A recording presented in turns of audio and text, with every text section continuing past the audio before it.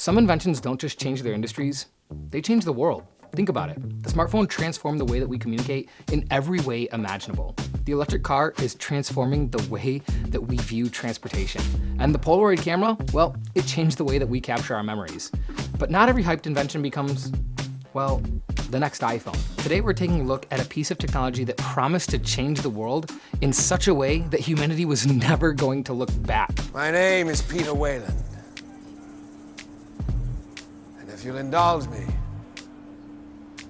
I'd like to change the world. This technology was seen as the ultimate status symbol in its time, yet just a few short years later, faded into obscurity and is almost impossible to find today. Well, of course, we're talking about the waterbed. Daddy, can I have a waterbed? Please, Daddy, can I have a waterbed? In the 70s and 80s, the waterbed was hailed as the future of sleep. Luxurious, stylish, and just undeniably cool. Owning one wasn't just practical, it was a status symbol. Everyone from college kids to celebrities wanted one. But today, waterbeds have virtually disappeared. How did this technology sink from the epitome of cool to complete obscurity? Well, in today's video, that's exactly what we're gonna be exploring. It all started in 1968 with a design student named Charles Hall. Charlie Hall loves the water. He lives right on it in a beautiful home on Bainbridge Island, Washington. And as an inventor, over the years, he's come up with all kinds of ways to utilize water. From camping showers to inflatable kayaks.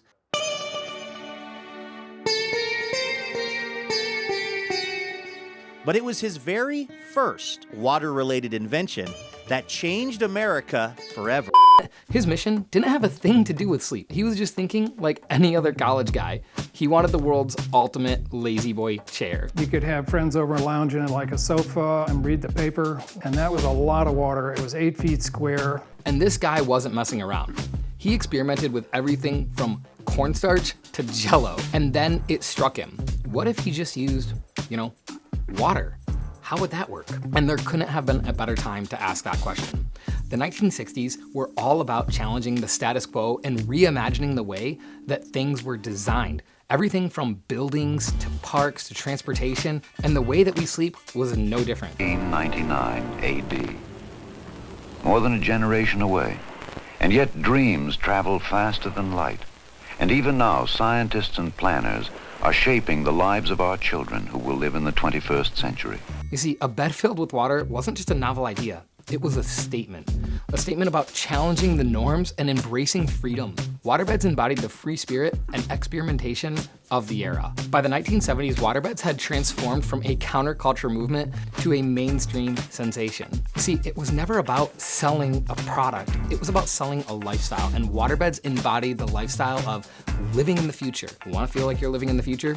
Sleep on a bed made of water. These things were advertised as the ultimate sleep experience. Want to customize your bed? You can. Want your bed to be warmer or cooler? You can do that. You can even adjust the wave level of your mattress. This is a product that isn't just about sleep, and it's not built for the masses. It is built uniquely for you. That was the sales pitch, and people bought it like hotcakes. If you're going to play with fire, come to where the prices are hot. Big Sur Waterbeds. Heat up your bedroom with hot European-style lacquer. The Hialeah bed is $389.99. Or choose this contemporary group, also available in white lacquer. Put a little fire in your life. Big Sur Waterbeds, 4830 University Drive Northwest in Huntsville. But of course, as always, big business was, well, big. You see, the traditional mattress industry saw the waterbed as a new and oncoming threat. Initially, they had looked at it with a sense of amusement, thinking, wow, what a unique product. Obviously, no one's gonna really want those. They're gonna try them and never use them again. Well, by the 1970s, as the waterbed was hitting its peak, the traditional mattress industry decided they were gonna go on the all-out offensive, and they pushed everything from practicality concerns to reliability to even safety. I mean, a waterbed was not light. These things weighed upwards of 1,600 pounds. Surely there's risk involved. I mean, what happens if your bed pops? Or even worse, what happens if your bed weighs so much that it cracks the foundation on your floor and you fall through? That's exactly what the traditional mattress industry started pushing anywhere and everywhere. And they weren't really wrong. Floors weren't designed to hold that much weight. And waterbeds were notorious for splitting and leaking. And what do you do when all that water escapes? The answer is, you don't do much, because homeowners insurance quickly invalidated any claim that was due to a waterbed, making it a risky proposition for anyone who wanted to jump in on the latest craze.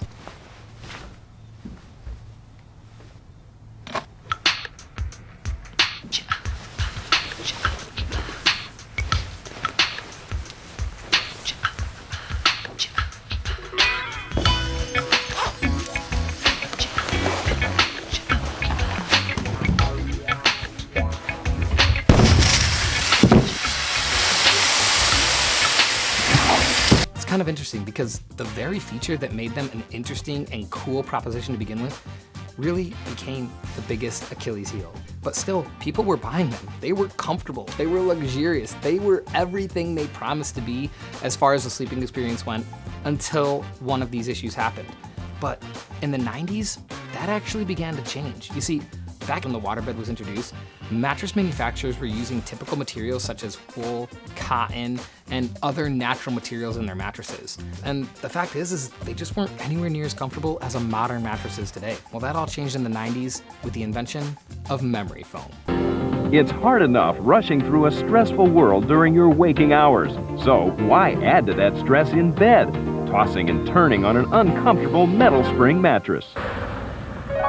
You deserve a good night's sleep, and that's just what you'll get with the Tempur-Pedic Swedish sleep system. Memory foam revolutionized the bedding industry, and it really took away all of the selling points that a waterbed had over a traditional mattress.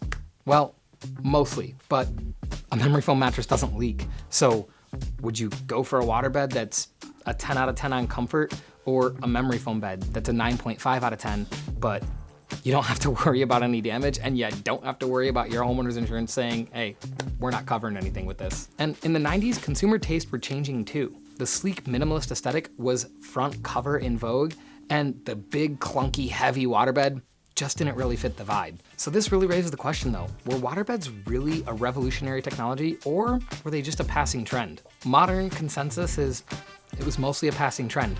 It served a purpose during its time. It was the most comfortable option out on the market, and there was nothing that bridged the gap between a lumpy old mattress and waterbed. But when memory foam hit the market, everything changed, and the benefits of going with the waterbed really just disappeared overnight. And even the people who loved them ended up ditching them in the end because they had too many risks. No one wants to wake up soaked in water in the middle of the night because their bed is leaking.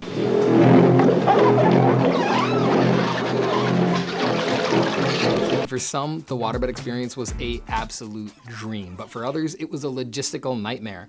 The idea of sleeping on water sounded really cool, but in practicality, it just didn't really work out the way that most people had envisioned. And just like the waterbed itself, views were really fluid on them. And that's where we get to today, because I told you, waterbeds are gone, right?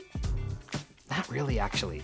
There still remains a niche market who is fiercely dedicated to sleeping on water. Enthusiasts swear that they are the most comfortable bed that you can possibly sleep on, and they've made quite a few advancements.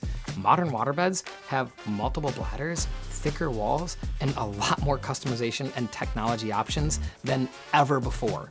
While we here at Sleepline don't think they're ever gonna claim even a sliver of their past glory, we don't think they're gonna go anywhere anytime soon either. So, whatever happened to waterbeds? Well, they really were a combination of revolutionary technology on one side and a trend on the other. Trends fade and technology changed, and the waterbed lost its edge in the market. Ultimately, waterbeds couldn't keep up with the change, and they faded into obscurity. Still though, that doesn't mean that I don't want to try one. I'd love to hear your thoughts in the comments below. My name is Ethan. Thank you for watching this video, and we'll see you in the next one.